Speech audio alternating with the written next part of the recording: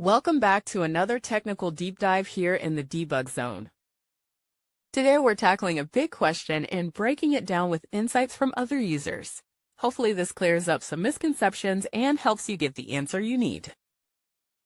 So buckle up, stay a little curious, and let's jump right in.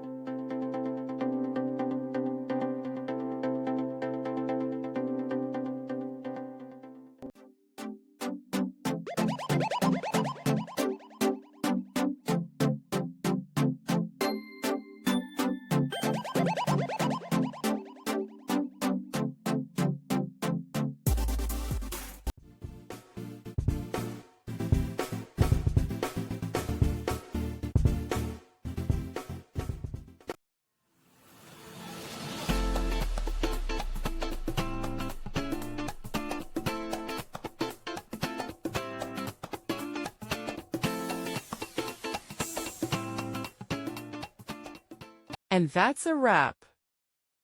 I hope you found the answer you were looking for. If you did, take a second to hit that subscribe button. It really helps out. And let me know in the comments which solution worked best for you. See you next time in the debug zone.